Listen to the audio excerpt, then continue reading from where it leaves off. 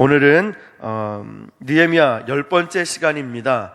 다음 1시간 남았는데 느헤미야 10번째 시간으로 신앙의 유산, 더 자세하게 제목을 길게 한다면 신앙의 유산을 문서로 남겨라, 신앙의 유산을 문서로 남겨라 라는 제목으로 하나님 말씀을 증거하겠습니다.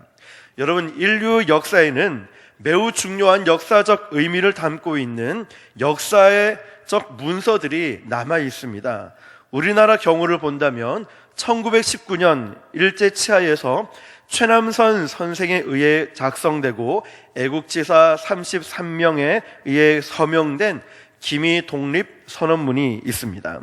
그러나 우리가 역사적으로 더 주목해야 될 것은 이 3월 1일 기미 독립 선언문이 있기 한 달 전인 2월 8일에 일본 도쿄의 유학생 11명이 조선 청년 독립단을 결성하고 소위 28 독립선언문을 발표한 것입니다.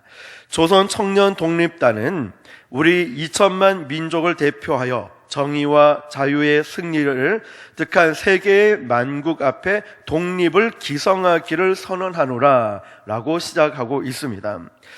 당시 이 선언문은 미국 대통령이었던 윌슨의 민족 자결주의 14개 원칙의 자극을 받은 것으로 이광수에 의해 기록되어 있습니다. 이 선언문을 10장을 복사해서 품에 간직한 채 현해탄을 건너왔던 김마리아 선생에 의해서 이 문서가 국내로 유입되었고, 또 이것을 계기로 3월 1일 3.1 운동이 일어나서 이때 기미 독립선언문이 선언되었습니다. 여러분, 불과 11명밖에 되지 않는 이 유학생들에 의해서 문서로 기록된 것이 이렇게 우리나라에 아주 커다란 영향을 끼치게 된 것입니다. 오늘 우리가 느헤미야 9장 38절 한 절만 읽었는데, 저는 느헤미야 9장과 10장 전체를 통하여서 하나님 말씀을 함께 보고자 합니다. 느헤미야 9장 10장을 보면은 소위 우리가 지난 시간에도 주일 오후 때에 말씀을 증거했는데, 예루살렘 수문학 광장에서 이스라엘 백성들이 모였습니다. 이스라엘 백성들이 느헤미야 성을 재건하고 난 다음에 그들은 느헤미야 성을 재건했다고 해서 그들의 삶이 갑자기 변화될 것을 기대하지 않았습니다. 왜냐하면 실제적으로 우리 가운데 역사가 나타나는 것은 하나님의 말씀이지 어떤 외형적으로 드러나는 것이 아니기 때문입니다. 그래서 느헤미야와 이스라엘 백성들은 에스라 선지자를 통하여서 하나님의 말씀을 받습니다. 여러분 기억하십니까? 하나님의 말씀을 받을 때 어떻게 받았습니까? 말씀이 펼쳐지자마자 그 백성들은 앉아있던 자리에서 일어섭니다. 말씀이 읽혀지기 시작하자 그들은 아멘, 아멘 하면서 반응을 보였습니다. 여러분, 그들이 얼마나 말씀을 사모하고 있는지 우리는 이 모습을 보면 알 수가 있습니다. 이렇게 말씀을 받았습니다. 그 안에 가장 먼저 말씀으로부터 부흥이 시작된 것입니다. 내가 일주일에 한 번 드리는 예배를 통해서 내 믿음이 이만큼 성장할 것을 기대하지 마십시오. 일주일에 한 번 드리는 예배를 때문에 내가 정말 어떤 믿음이 깊이 성장할 것을 기대하지 마십시오. 우리는 주일도 올 뿐만 아니라 수요일, 금요일도 새벽에도 오면서 내 믿음을 계속 성장시켜야 됩니다. 물론 하나님의 특별한 은혜가 있다면 한 번의 예배를 통하여 내 인생이 변화될 수도 있습니다.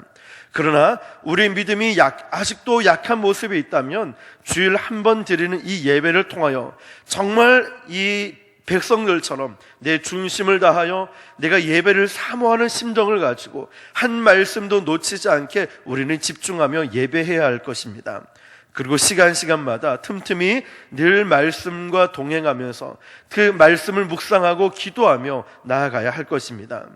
자, 이스라엘 백성들은 성벽을 재건하고 난 다음에 예루살렘 수문학 광장에 모여서 말씀의 부흥을 경험하였습니다. 이제 이스라엘 백성들은 하나님 앞에서 새롭게 살고자 결심하였습니다. 그런데 이 결심은 그냥 마음으로 결심하고 끝난 것이 아니라 문서로 기록한 후에 서명하는 장면들이 느헤미야 9장 10장에 보면은 소개되고 있습니다. 느헤미야 9장을 보면 이스라엘 민족에 대하여 하나님께서 지속적으로 은혜를 베푸셨음에도 불구하고 그 이스라엘 백성들은 하나님의 기대를 저버리고 범죄했는 그 참회하는 내용들이 소개되고 있습니다.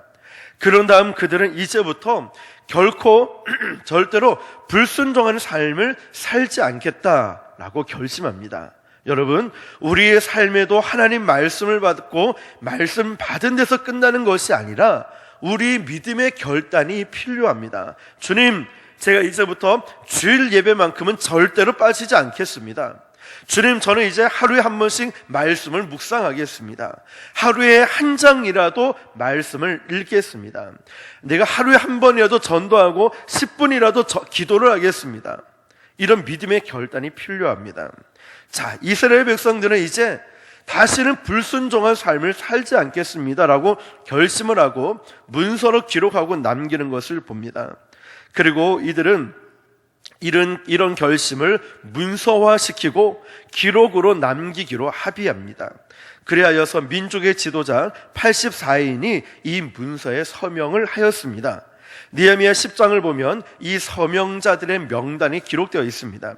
1절에 보면 대표로 느헤미야와 시드기야가 서명을 하고 2절에서 8절까지는 21명의 제사장들이 서명을 합니다. 9절에서 13절까지는 17명의 레위족 대표들이 서명을 했고 14절에서 27절까지는 일반 백성들의 지도자 44명이 서명을 합니다. 자, 이 문서는 에스라라는 선지자에 의해서 작성이 되었고 느헤미야가 대표로 서명을 하였습니다. 여러분, 그렇다면 도대체 이 역사적인 문서의 내용이 무엇이었을까? 이들이 그렇게 말씀의 부흥을 경험하고 다시는 불순종하고 죄를 짓지 않겠다라고 결심을 하고 문서를 남겼는데, 그렇다면 그 문서의 내용이 무엇일까 궁금하지 않습니까? 자, 느헤미야 10장 28절에서 39절에 보면은 그 내용이 소개되고 있습니다. 저는 이 내용과 또 이 말씀을 볼 때 오늘 저와 여러분은 우리 교회 부흥을 사모하고 있지 않습니까? 그리고 내 자신에게도 영적인 부흥을 갈망하고 있지 않습니까? 내가 이렇게 믿음 없이 이런 상태로 살아서 되겠는가? 내가 정말 하나님의 자녀라면 믿음이 좀 성장해야 되지 않겠는가? 여러 가지 부흥을 사모하지 않겠습니까? 그렇다면 여전히 부흥을 사모하는 주의 백성들이 결심해야 될 삶의 모습이 담겨져 있습니다. 여러분, 오늘 이 하나님의 말씀을 들으면서 여러분의 삶의 변화와 삶의 부흥을 사모한다면 이 세 가지 나오는 이 결심의 내용들이 바로 저와 여러분들의 결심의 고백이 될 수 있기를 예수님의 이름으로 축복합니다. 그리고 이 시대의 하나님의 백성들이 하나님의 말씀을 듣고 그 결심을 개인적으로 문서로 기록하는 모습도 또한 필요하다고 생각합니다. 자, 그렇다면 오늘날 그리스도인들이 문서로 기록하여 결심할 새로운 삶의 정체는 무엇일까? 크게 세 가지입니다. 첫 번째는 하나님 백성의 삶의 기준을 남겨라. 하나님 백성의 삶의 기준을 남겨라. 두 번째, 세상과 다르게 살 결심을 남겨라. 세상과 다르게 살 결심을 남겨라. 마지막 세 번째, 다음 세대로 이어질 헌신 서약서를 남겨라. 다음 세대로 이어질 헌신 서약서를 남겨라. 자, 오늘은 이 세 가지를 통해서 은혜를 나누겠는데요. 첫 번째, 하나님의 백성의 삶의 기준을 남겨라. 느헤미야 10장 29절 보면 다 그들의 형제 귀족들을 따라 저주로 맹세하기를 우리가 하나님의 종 모세를 통하여 주신 하나님의 율법을 따라 우리 주 여호와의 모든 계명과 규례와 율례를 지켜 행하여. 자, 여러분, 하나님의 율법은 넓은 의미에서 하나님의 말씀을 뜻합니다. 그것은 하나님의 백성의 삶의 기준입니다. 그래서 이것은 하나님의 법인 것입니다. 그런데 여러분, 이 죄가 들어오면 죄는 뭐냐면 이 법을 깨뜨리는 거예요. 하나님 말씀대로 살고 순종하겠다라는 이 법을 깨뜨리는 것이 죄라는 겁니다. 죄의 본래의 뜻은 표적을 벗어나다, 즉 표준을 벗어나다 뜻입니다. 죄. 그러니까 이 죄가 하나님의 말씀대로 살겠다, 하나님 뜻대로 순종하며 살겠다는 이 결심을 깨뜨리는 게 바로 죄라는 것입니다. 부흥이 일어났을 때 이스라엘 백성들은 바로 죄를 자복하고 회개했습니다. 느헤미야 9장 26절에 그들은 순종하지 아니하고 주를 거역하며 주의 율법을 등지고 주께로 돌아오기를 권면하는 선지자들을 죽여 주를 심히 모독하더이나이다. 느헤미야 9장 34절 우리 왕들과 방백들과 제사장들과 조상들이 주의 율법을 지키지 아니하며 주의 명령과 주께서 그들에게 경계하신 말씀을 순종하지 아니하고, 보십시오. 이스라엘 백성들은 주의 율법을 지키지 않고 주님 앞에 거역하고 순종하지 않은 것을 회개하고 있습니다. 지금 우리가 살고 있는 시대를 포스트 모던 시대라고 합니다. 포스트 모던 시대. 이 시대의 현저한 특징이 뭐냐면 절대적인 삶의 기준을 거부하는 것입니다. 더 이상 절대적인 표준이 존재하지가 않습니다. 상대적이고 주관적일 뿐입니다. 이런 사람들은 더 이상 어떤 계율이나 율법에 얽매이지 않고 내 마음대로 살겠다고 합니다. 그 결과 포스트 모던 시대의 삶의 결과는 어떤 형태가 남았냐면 가정이 파괴되고 동성연애, 집단 이기주의, 무정부정 사회 혼란, 파괴의 문화, 퇴폐 문화, 무분별한 방황 등 이런 형상들이 나타난다는 것입니다. 이 상황들, 이런 형태들의 방황의 끝은 중독과 우울증, 자살로 끝이 나는 것을 보게 됩니다. 중독은 무엇이 있습니까? 알코올 중독, 마약 중독, 성, 포르노, 도박, 쇼핑, 여러 가지 중독들이 나타난다는 겁니다. 여러분, 그러나 우리가 기억해야 될 것은 우리가 부흥을 경험하게 되면 다시 하나님 말씀 앞에 서게 됩니다. 우리가 다시 한 번 더 말씀에, 다시 한 번 더 우리 안에 부흥을 경험하게 되면은 다시 하나님 말씀 앞에 서게 됩니다. 그리고 이 하나님의 말씀을 붙들고 살겠다고 고백하게 됩니다. 이 말씀이 제시하는 원칙을 따라 순종하며 살겠다고 고백합니다. 여러분, 우리는 이 세대를 본받는 것이 아니라 다시 한 번 더 이 세대와 다르게 정말 우리의 삶이 변화된 삶의 기준이 있어야 되지 않겠습니까? 내가 원하는 대로, 내 뜻대로, 내가 흘러가는 대로 살아가는 것이 아니라 하나님의 삶의 기준이 있어야 되지 않겠습니까? 여러분 나름대로의 신앙의 기준이 필요합니다. 주일만큼은 주일 성수하면서 꼭 예배의 자리에 나오겠다. 하루에 한 번씩은 기도하고 말씀을 읽겠다. 전도하겠다. 여러 가지 삶의 기준이 필요하지 않겠습니까? 그렇다면 하나님과 나 사이를 깨뜨렸던 그 율법, 그 죄를 회개하면서 주님께로 나아가야 하지 않겠습니까? 그렇다면 우리가 다시 한 번 더 하나님 말씀 앞에 서시길 바랍니다. 하나님 말씀만이 나를 변화시키고 나를 새롭게 하실 수 있습니다. 그리고 결심하십시오. 할 수 있다면 여러분의 그 결심을 문서로 남겨서 기록을 하면서 내가 어떻게 앞으로 내 삶의 기준, 하나님이 원하시는 하나님의 삶의 백성, 이 기준을 갖고 살아가겠다라고 결심을 하고 문서로 남겨보는 것도 좋을 것입니다. 자, 두 번째입니다. 두 번째는 세상과 다르게 살 결심을 하라입니다. 세상과 다르게 살 결심을 남겨라. 하나님의 율법을 쫓아 살겠다고 고백한 이스라엘 백성들은 이어지는 느헤미야 10장 30절 31절에 보면 두 가지를 안 하겠다 결심을 합니다. 한마디로 말하면 세속적인 영향력을 따라 살지 않겠다 결심한 것입니다. 여러분도 그런 결심을 할 수 있길 바랍니다. 내가 세상적인 그 영향을 받아 살지 않겠다라는 결단입니다. 이게 하나님의 백성으로서 새 삶을 살아가는 기준이 될 것입니다. 우선 30절에 보면은 자기 자녀들이 국제 결혼을 하지 않겠다, 유의하겠다라고 선언을 합니다. 우리의 딸들을 이 땅 백성에게 주지 아니하고 우리의 아들들을 위하여 그들의 딸들을 데려오지 아니하며. 여러분, 이 말씀을 보면 기독교는 국제 결혼을 반대한다라고 생각할 수도 있습니다. 그러나 이 말씀은 그런 뜻이 아닙니다. 성경에는 얼마든지 국제 결혼의 긍정적인 모습도 소개하고 있습니다. 다윗의 조상이요 예수님의 조상이었던 룻과 보아스는 그의 결혼은 대표적인 사례가 됩니다. 다만 이 시점에서 국제 결혼을 금기 사항으로 선언된 이유는 국제 결혼을 통한 무분별한 이방 문화의 영향을 경계하기 위해서입니다. 오늘날에도 신자인 우리가, 성도인 우리가 불신자인 자녀들과 결혼을 하면은 어떤 일이 일어납니까? 불신앙적인 가치관, 비성경적인 삶의 영향을 우리는 받고 있지 않겠습니까?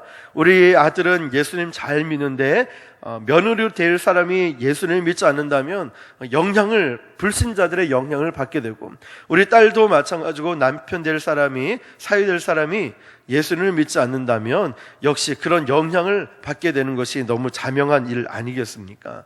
그것이 솔로몬 왕이 무너진 원인이었습니다. 그러므로 이 말씀은 국제 결혼을 하면 안 돼라고 해석하는 것이 아니라 우리와 우리 자녀들이 어떻게 세속적인 영향을 받지 않고 말씀의 기준으로 살 것인지를 가르치는 이런 경계로 해석해야 합니다. 우리가 불신자들과 접촉하지 않으면서 인생을 살 수 없을 것입니다. 지금도 교회 밖을 나가면 불신자들이 많이 있습니다. 적어도 우리에게 죄된 영향을 끼칠 수 있는 이웃들과는 분명한 경계선을 가질 필요가 있습니다. 지난주에도 어떤 분이 오셔서 오랫동안 전도하고 있는 분이 계신데, 이분이 우리 교회처럼 새생명 전도 축제를 하는 것처럼 그 불교 사찰 어디에서도 그 전도 축제를 한다고 합니다. 그래서 한 번만 와달라, 똑같이 전도를 하고 있다는데, 그래서 내가 전도하고 있는 대상인데 내가 가야 되나 말아야 됩니까? 목사님 어떻게 할까요? 고민이 돼서 여쭤봅니다. 제가 뭐라고 얘기했겠습니까? 절대로 가면 안 됩니다. 한 번만 하다가 콕깁니다. 절대로 가지 말았어요. 대신 그분은 꼭 전도 축제 때 모시고 오라고 얘기했습니다. 여러분, 죄된 영향을 끼칠 수 있는 이웃들과 분명한 경계선을 끌 필요는 있습니다. 또한 지난주에도 또 여러 가지 사건들이 있었습니다. 어떤 술이 취해서 오신 한 성도님이 계셨습니다. 그분이 술을 끊겠다라고 다짐을 하고 열심히 예배 생활도 잘 했는데 한번 유혹을 이기지 못했습니다. 자꾸만 오라 해서 친분이 있어서 나갔는데 한 잔, 두 잔, 내가 술을 먹다가 나중에 어떻게 됩니까? 술이 나를 먹게 되죠. 그래서 결국 이렇게 또다시 힘든 상황을 지내는 것을 보게 됩니다. 끊을 수 있는 우리에게 죄된 영향을 끼칠 수 있는 이웃들과는 어느 정도 선을 가질 필요가 있다는 것이죠. 우리가 세상과 다른 모습이 있을 때 비로소 우리가 세상을 책망할 수 있습니다. 내가 세상과 똑같이 살아가면서 어떻게 세상을 책망하며 살겠습니까? 우리는 세상과 다른 모습이 있어야 됩니다. 느헤미야 10장 31절에 혹시 이 땅 백성이 안식일에 물품이나 온갖 곡물을 가져다가 팔려고 할지라도 우리가 안식일이나 성일에는 그들에게 사지 않겠고 일곱째 해마다 땅을 쉬게 하고 모든 빚을 탕감하리라 하였고. 자, 이 백성들의 모습을 보십시오. 그들은 이제 결심을 합니다. 세상과 동일하게 똑같이 살지 않기로 결심합니다. 31일은 안식일 1절은 안식일을 범하지 않겠다고 결심하고 있습니다. 첫 번째는 세상적인 사람과 똑같이 살지 않겠다 결심했을 뿐만 아니라 이제는 안식일을 범하지 않겠다 결심합니다. 이 말씀은 구약시대처럼 안식일을 문자적으로 지킬 것인가 말 것인가 하는 논의에 초점을 맞추는 것이 아니라 왜 주님께서 이 명령을 주셨는가에 초점을 맞춰서 이해해야 됩니다. 여러분, 안식일 제도가 무너진다면 그렇지 않아도 세상 살기 바쁜 사람들이 일주일에 한 번 하나님을 예배하고 묵상하는 일마저 등한하지 않겠습니까? 여러분이 오늘 한 번 예배 너무나 귀합니다. 정말 중요합니다. 이 한 번 드리는 예배 때문에 내 인생이 변할 수도 있고, 한 번 전심으로 드리는 이 예배를 통하여 정말 하나님을 만날 수 있습니다. 그런데 오늘 한 번도 중요하고 수요일 금요일 새벽도 오는 거 중요합니다. 그런데 주일 한 번 예배 안 드리는 게 육신은 편할지 모릅니다. 잠은 더 잘 수 있고 내 개인적인 일을 볼지도 모릅니다. 그러나 내 영적인 것은 어떻게 되겠습니까? 한 번 예배 안 드리면 처음에는 죄책감을 느끼고 교회 안 가면 또 전화 오겠지, 와야 되겠다, 여러 의무감이 느낄 수도 있습니다. 그런데 두 번째는 죄책감이 별로 느끼지 않습니다. 세 번째, 네 번째 빠지는 것이 자연스럽게 되어버립니다. 그러면 어떻게 되겠습니까? 내 믿음을 잃어버리고 믿음이 식어지는 것은 시간 문제이고, 자칫 잘못하면 세속적인 영향을 많이 받게 되고 교회를 떠나가는 것 역시도 시간 문제라는 겁니다. 그래서 한 번 빠질 때마다 우리 교육자분들이 전화하고 신방하는 이유가 거기에 달려 있습니다. 한 번은 쉬울지 몰라도 한 번은 어려울지 몰라도 두 번, 세 번은 쉽기 때문에, 그러다 보면 믿음을 놓칠 수가 있기 때문입니다. 여러분, 이 이스라엘 백성들 역시도 이 안식일을 지키겠다라고 말한 이유가 여기에 있습니다. 그들이 이 한 번을 안식일을 범하면 과연 그 백성들이 믿음을 지킬 수 있겠습니까? 저와 여러분들이 안식일을 범하고 주일을 범한다면 과연 내 믿음 지킬 수 있겠습니까? 목사인 저도 한 번 예배 드리지 않고 한 번 기도하지 않고 이 주일을 범하면은 똑같이 믿음 떨어지고 세속적으로 변해가는 건 시간 문제라는 겁니다. 이것은 직분과 상관없이 하나님을 예배하는가 그렇지 않은가에 달려 있습니다. 안식일 제도는 구약시대의 주의 백성들이 당시의 세속 문화의 영향에서 자신들을 지킬 수 있는 하나님의 선물입니다. 여러분 기억하십시오. 여러분이 한 번 드리는 이 주일 예배가 바로 여러분을 지킬 수 있는 하나님의 선물입니다. 그러므로 여러분, 아무리 바쁘고 아무리 힘들어도 아무리 아파도 아무리 피곤하다 할지라도 주일날 한 번 드리는 이 예배만큼은 목숨을 걸고 지킬 수 있길 바랍니다. 예배의 자리를 지켜야 됩니다. 부흥은 바로 이 예배로부터 시작되는 것입니다. 부흥은 다른 것이 아니라 우리 교회의 부흥은 여러분들이 앉아있는 이 자리를 지킬 때 거기서부터 시작되는 것입니다. 철야 기도를 하고 작정 기도 물론 중요하지만 진정한 부흥은 예배로부터 시작합니다. 여러분이 앉아있는 이 자리, 때로는 늦게 오더라도, 때로는 피곤하더라도, 앉아서 조는 한이 있더라도 이 예배 자리를 어떻게든 지키는 겁니다. 하나님이 알고 기억하십니다. 여러분의 믿음을 보시기 때문에 바로 이것을 지키는 것입니다. 이런 안식일을 지키는 방법은 달라질 수도 있겠지만 안식일을 지키는 정신만은 계승되고 보존되어야 됩니다. 여러분만 믿음을 잘 지키는 것이 아니라 여러분의 자녀들도 안식일, 주일을 범하지 않고 예배에 목숨 걸 수 있도록 신앙의 유산을 남길 수 있어야 됩니다. 사랑하는 성도 여러분, 오늘 이 두 번째 말씀처럼 세상과 다르게 살 결심을 할 수 있길 바랍니다. 세상적인 문화가 나에게 들어오고 엄습해 온다면 어느 정도 경계의 선을 그을 필요가 있습니다. 그리고 이 안식일을 범하지 않고 꼭 목숨 걸고 지키겠다라는 결심이 필요합니다. 그냥 왔다 갔다 하는 거하고요, 결심하는 거하고는 틀립니다. 오늘 저와 여러분들이 세속적인 영향이 들어온 어떤 사람이나 어떤 환경이 있다면 그 모든 것을 경계선을 끊을 수 있는 결심을 할 수 있길 바라고, 안식일을, 거룩한 주일을 믿음으로 지키겠다라는 결심, 이 두 가지 결심이 저와 여러분들에게 있기를 예수님의 이름으로 축복합니다. 자, 마지막 세 번째입니다. 다음 세대로 이어질 헌신 서약서를 남겨라입니다. 느헤미야 10장 32절에서 39절에 보면은 제일 많이 나오는 단어가 두 가지가 있습니다. 느헤미야 10장 32에서 39절 한번 쭉 보시면은 눈에 띄게 보일 것입니다. 제일 많이 나오는 단어가 두 개가 있는데, 하나는 하나님의 전이고 또 하나는 11조입니다. 자, 느헤미야 10장 32절에 하나님의 전을 위하여 쓰게 하되, 33절 하나님의 전에 모든 일을 위하여 쓰게 하였고, 39절 우리 하나님의 전을 버려두지 아니하리라. 여러분, 그런데 하나님의 전과 11조가 무슨 상관이 있을까요? 구약시대의 하나님의 성전은 하나님 사역의 핵심적인 주제였습니다. 그런데 느헤미야 당시에 바벨론 포로에서 약속의 땅으로 돌아온 이스라엘 백성들은 성전을 지었습니다. 그런데 포로에서 풀려났던 시간이 그렇게 오랜 시간이 아니기 때문에 그들이 농사를 짓거나 그들이 돈을 벌 수 있는 여건이 되지 않았습니다. 자, 포로 생활에서 돌아온 이스라엘 백성들은 성전을 지었지만 생활이 어렵다는 이유로 11조를 등한히 여겼습니다. 이로 인해서 성전 관리가 엉망이 되었고 경제적인 지원을 받지 못한 레위인과 제사장들이 성전을 떠나가는 일이 발생했습니다. 이 11조는 어디에 쓰이겠습니까? 하나님의 성전을 위해, 또 하나님의 일을 하는 사역자들을 위해, 교회 운영을 위해서 필요한 건 아니겠습니까? 그런데 이들이 생활이 어렵다는 이유로 11조를 등한히 여겨버리니까 결국 이 성전 관리도 엉망이 되고 경제적 지원을 받지 못한 레위인과 제사장들이 성전을 떠나가게 되었다는 것이죠.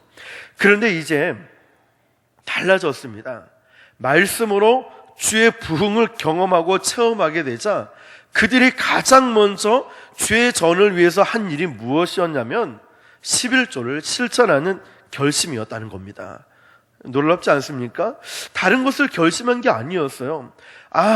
이건 하나님의 약속이고 하나님의 명령이니까 11조를 가장 먼저 드렸다는 것입니다. 자, 느헤미야 10장 35절에 보면 해마다 우리 토지 소산의 만물과 각종 과목의 첫 열매를 여호와의 전에 드리기로 하였고, 참 놀랍지 않습니까? 이 백성들이 다른 것도 아니라 하나님의 말씀의 부흥을 경험하고 나서 하나님의 전을 사랑하는 마음으로 11조를 먼저 드렸다는 것이죠. 그런데 여러분, 이들이 11조를 드리기로 결심한 것은 삶의 여유가 생기면 하겠다, 이런 결심이 아니었다는 겁니다. 그들의 삶은 그 하나님 말씀의 부흥을 경험하기 전에도 생활이 여유가 있지 않았습니다. 왜? 바벨론 포로 생활을 오래 했고 풀려난 지 얼마 되지 않았기 때문에 그들의 생활은 여전히 변화가 없었습니다. 그럼에도 불구하고 이제 그들이 하나님을 경험하고 말씀을 경험하고 부흥을 사모하는 마음이 있으니까 삶에 여유가 생기면 11조를 하겠습니다 라는 것이 아니라 여기에 이제 하나님의 말씀에 11조에 우선순위를 부여했다는 거예요. 우선순위. 그리고 그렇게 하겠다는 결심을 했습니다. 여러분, 우리가 아무리 바쁘다고 해도 교회 올 시간은 없지만 놀러 갈 시간은 있잖아요. 아무리 사업과 직장과 하는 일이 바빠도 내가 마트 가고 장 보고 먹을 거 다 먹고 놀러 갈 거 다 놀러 가잖아요. 아무리 바빠도 등산 갈 거 다 가고 살 것 다 사고 내 하고 싶은 건 다 하지 않습니까? 여기서 알 수 있는 게 무엇입니까? 우선순위라는 겁니다. 우선순위. 내가 정말 피곤해도 하나님을 예배하겠다라는 우선순위를 딱 두고 있으면 일부 예배라도 나오겠죠. 아니, 일부 예배까지 안 된다면 새벽 기도라도 나오겠죠. 아니면 일을 빨리 맞춰놓고 예배의 자리에 나오지 않겠습니까? 내가 돈이 없어서 11조를 못하겠습니다 라고 하는 사람이 있습니까? 정말 하나님께 드리는 11조는 액수가 중요한 것이 아니라 준비된 마음이 중요합니다. 내가 얼마나 좋은 옷을 입고 오느냐, 이게 중요한 게 아니라 얼마나 준비된 옷을 입고 하나님의 전에 나오는가, 준비된 마음이 중요하다는 것입니다. 여러분, 이스라엘 백성들은 지금 여유가 생기면 11조를 하겠다라는 것이 아닙니다. 여기에 우선순위를 부여하고 그렇게 하겠다는 결심입니다. 사실상 구약시대에 정상적인 믿음 생활하는 이스라엘 백성들이 드린 모든 11조를 합산하면 그들의 수입의 10분의 1을 드린 것이 아니라 23% 이상을 하나님 사역을 지원하는 헌신에 사용했다는 것입니다. 여러분, 한번 생각해 보십시오. 여러분은 안 벌고 안 드리길 원하십니까? 아니면 많이 벌고 많이 드리길 원하십니까? 주님께 더 많이 드리는 것이 기쁨 아니겠습니까? 우리가 11조를 드리는 것은 삶의 전부를 하나님께 있다는 것을 고백하는 우리 신앙의 고백입니다. 주님은 우리의 이 헌신된 마음을 알고 싶고 우리의 헌신된 모습을 보고 싶어 하는 것이지, 그 액수가 10만 원이든 1,000원이든 100원이든 이런 액수가 중요한 것이 아니라 우리 중심을, 우리 신앙을 우리 하나님께 고백하는 것입니다. 설교 중에 헌금 얘기만 나오면은 부담을 느끼시는 분들이 있습니다. 어떤 분들은 이런 말씀을 하십니다. 영적인 교회에서 왜 물질 얘기가 언급되어야 하느냐? 영적인 교회에서 왜 물질적인 얘기가 언급되어야 하느냐라고 묻기도 합니다. 영국의 유명한 설교자 캠벨 모르간이라는 목사님은 이런 말을 남겼습니다. 11조라는 돈이나 곡식 헌금은 물질적인 것이지만 이 헌금의 배후에 있는 헌신은 영적인 것이다. 11조라는 이 돈은 물질적인 거지만 이 헌금의 배후에 있는 헌신은 영적인 것이다.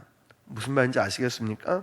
11조는 드리는 것은 물질적인 거지만 이 헌금의 배후에 있는 헌신은 영적인 헌신이라는 거예요. 우리 물질적인 헌금은 바로 영적인 헌신의 표현이다. 헌신 없이 헌금은 가능하지 않고 헌금으로 표현될 수 있는 헌신은 위선이다. 여러분, 무슨 말이겠습니까? 우리가 드리는 물질적인 이 헌금은 영적인 헌신의 표현이라는 것입니다. 사랑하는 성도 여러분, 이제 말씀을 마무리하겠습니다. 하나님의 사역이 힘차게 일어나는 부흥을 보고 싶지 않습니까? 우리 순복음 안락 교회가 말씀으로 건강하게 부흥하는 것을 보고 싶지 않습니까? 또 내 자신에게도 이제 교회만 왔다 갔다 하는 신앙이 아니라 정말 하나님 나라를 위해 헌신하고 정말 하나님의 교회를 세워나가고 내 안에도 성령이 충만하고 우리 가정에도 영적인 부흥이 일어나는 것을 여러분 보고 싶지 않습니까? 그렇다면 누군가가 헌신을 시작해야 됩니다. 이 말씀에도 에스라라는 이 헌신, 느헤미야라는 지도자의 헌신이 있었기 때문에 이런 영적인 부흥이 일어났던 것처럼, 그렇다면 누군가가 헌신을 시작해야 됩니다. 피곤해도 힘이 들어도 때로는 물질의 어려움이 있고 바빠도 하나님의 전을 위해서, 때로는 정 어려운 일이 있어도 하나님 앞에 헌신할 수 있는 그 헌신의 시작이 있어야 됩니다. 하나님의 사역을 힘써 지원하며 자신을 드리는 헌신자들을 통해서 하나님의 나라는 지금도 확장되고 있습니다.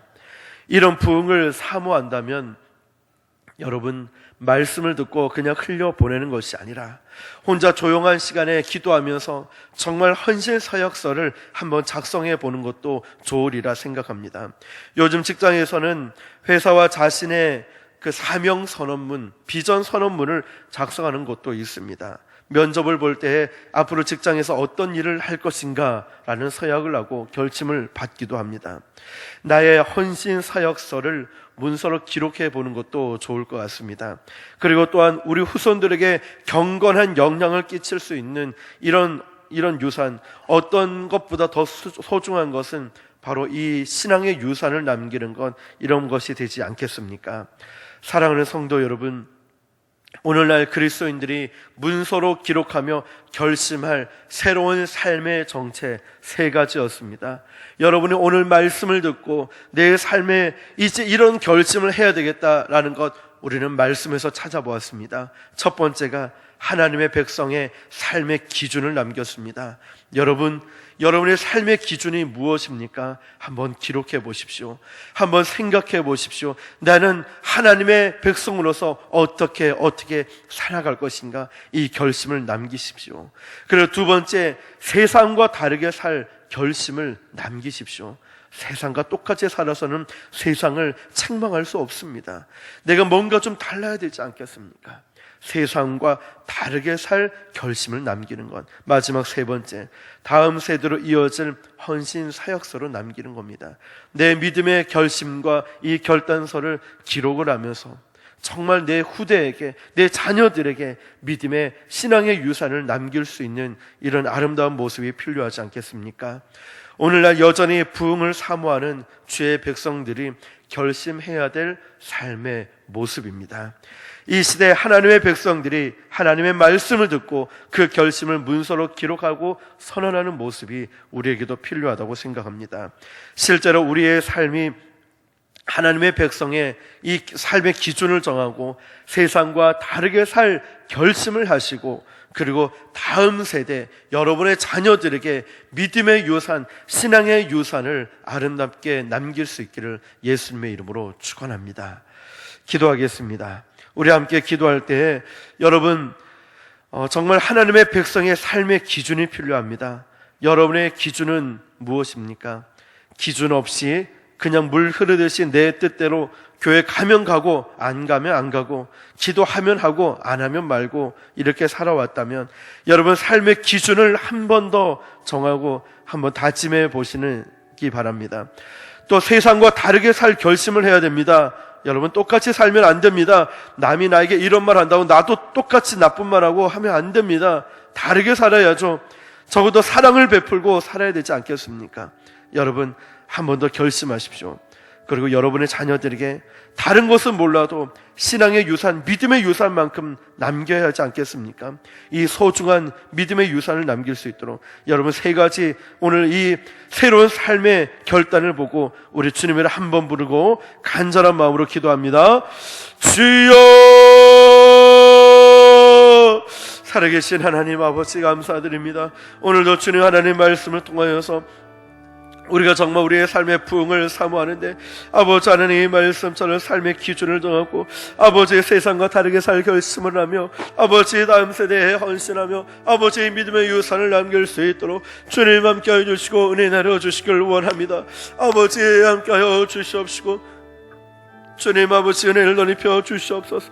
아버지 하나님 하나님 아버지 함께하여 주시옵시고 아버지 하나님의 백성의 아버지 삶의 기준을 정하게 하여 주시옵소서.